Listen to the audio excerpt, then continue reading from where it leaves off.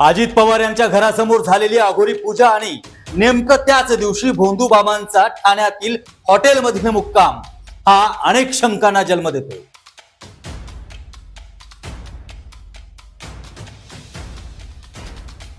18 तारखेला अगदी 34 सेकंदात खरात्याच्या खात्यावरती झालेले 6 मोठे व्यवहार आणि अपघाताच्या आधी आणि नंतर झालेली पैशाची प्रचंड उलाढाल।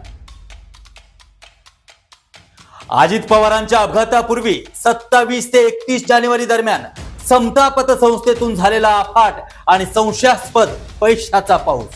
सध्या महाराष्ट्रात भारतामध्ये चर्चेत असलेला विषय हा कॅप्टन खरातचा। अंजली दमानिया यांच्या गौप्यस्फोटानंतर बड्या राजकीय नेत्यांची नावे लपवण्यासाठी खरातचा एन्काउंटर करून त्याचा आवाज कायमचा दाबला जाणार का, हा उपस्थित झालेला सर्वात मोठा प्रश्न आहे। हे जर नाव उलगडायचं नसेल तर सगळ्यात सोपा मार्ग फाईल बंद करण्याचा मार्ग म्हणजे खरातचा एप्स्टीन करणं। एकनाथ शिंदे यांच्या जवळच्या वरिष्ठ नेत्यांचे खराताशी असलेले वारंवारचे संभाषण आणि त्यातून निर्माण होणारा राजकीय संशय। शिंदे गट हा त्यांच्या जवळ का होता? 2 कुबड्या हटवण्याची वेळ आली आहे या एका नेत्याच्या वक्तव्याचा संदर्भ घेत अजित पवारांचा अपघात हा एक मोठा राजकीय षडयंत्राचा भाग तर नाही ना, अशी जनतेच्या मनात कुजबूज। नमस्कार मंडळी, राजकारण म्हणजे केवळ सत्ता आणि खुर्चीचा खेळ राहिला आहे का, की सत्तेच्या या सारीपाठावर कोणाचाही बळी देण्याची तयारी आता पडद्यामागे सुरू झाली आहे का? आज आपण अशा एका प्रश्नाच्या उंबरठ्यावरती उभे आहोत जिथे महाराष्ट्राचा राजकीय भूकंपाची आता नांदी ठरली आहे। अजित पवार राज्याच्या राजकारणातील एक मोठं प्रस्थ, त्यांच्या घरासमोर अघोरी पूजा होते आणि योगायोग पहा त्याच दिवशी भोंदूबाबा अशोक खरात हा ठाण्यातील एका आलिशान हॉटेलमध्ये मुक्कामाला असतो। हा निव्वळ योगायोग म्हणायचा आहे की एक मोठी राजकीय षडयंत्राची क्रूर पटकथा म्हणायची, हे पाहणं गरजेचं आहे। आकडेवारी पाहून तुमचे डोळे देखील विस्फारतील, कारण 18 तारखेला घड्याळाचा काठा अवघे 34 सेकंद पुढे सरकतो, तोच भोंदूबाबाच्या बँक खात्यात तब्बल 6 वेळा पैशांचा पाऊस पडतो। अजित पवारांच्या अपघातापूर्वी आणि नंतर भोंदूच्या खात्यावरून कोट्यावधी रुपयाची माया इकडून तिकडे फिरवली जाते। 27 ते 31 जानेवारी या दरम्यान समता पतसंस्थेमध्ये अचानक अशी कोणतीही उबेरी स्थापन झाली की अफाट उलाढाल या ठिकाणी झाली। हा पैसा कुणाचा, कुठून आला आणि सर्वात मोठा प्रश्न म्हणजे कुणाच्या इशाऱ्यावरून आला?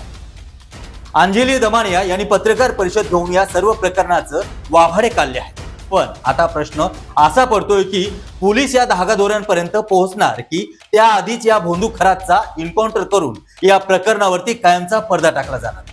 आता मला जी माहिती मिळतीये की 27 ते 29, 27, 28 आणि 29 या 3 दिवसात 5,33,00,000 रुपयाच्या ट्रान्झॅक्शन या समता पतसंस्थेत झालेल्या आहेत। ही भीती आम्हा सगळ्यांनाच आहे, पहिल्यापासून आहे।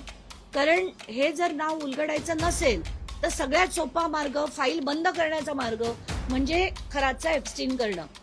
बड्या धेंडांची बाहेर नावे येऊ नये, पुढची नावे समोर येऊ नयेत यासाठी खराताचं तोंड कायमचं दाबलं जाणार आहे का? कारण तपासाची सुई ज्या दिशेने फिरत आहे ती दिशा सामान्य नाही, तर उपमुख्यमंत्री एकनाथ शिंदे यांच्या जवळपास सर्वच वरिष्ठ नेते आणि मंत्री याच अशोक खरातांच्या नजीक होते।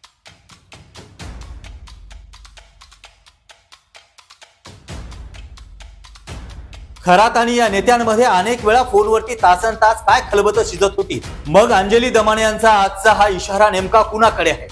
भोंदू अशोक खरातचे प्रकरण उघडे करण्यामागे नेमकी कोणती खेळी खेळली जात आहे? अजित पवारांच्या त्या गूढ अपघातात सत्तेतील कुणाचा हात तर नाही ना, हे पाहणं गरजेचं आहे। लक्षात घ्या, महाराष्ट्रातील राजकीय वर्तुळात एक वाक्य मोठ्या दिमाखात घुमलं होतं, महाराष्ट्रातील 2 कुबड्या हटवण्याची वेळ आली आहे। आज एक कुबडी म्हणजेच अजित पवार अस्तित्वात नाही, मग तो अपघात म्हणजे याच भयानक राजकीय कटाची पहिली पायरी होती का? आणि आता दुसरी कुबडी हटवण्याचा हा प्रयत्न तर नाही ना? जनतेच्या मनात संतापाची आणि संशयाची लाट उसळली आहे, कुजबूज सुरू झाली आहे। पडद्यामागे हे सूत्रधार कोण आहे? सत्तेच्या या अघोरी सारीपाठावर आता कुणाचा बळी जाणार? वेळ आली आहे या खोट्या मुखवट्यांना टराटरा फाडण्याची आणि सत्याचा लख प्रकाश महाराष्ट्र समोर आणण्याची। आजचा व्हिडिओ तुम्हाला कसा वाटला नक्कीच कमेंट बॉक्समध्ये कळवा आणि तुमच्या प्रतिक्रिया नक्कीच आम्हाला कळवा. तोपर्यंत पाहत राहा महासागर न्यूज.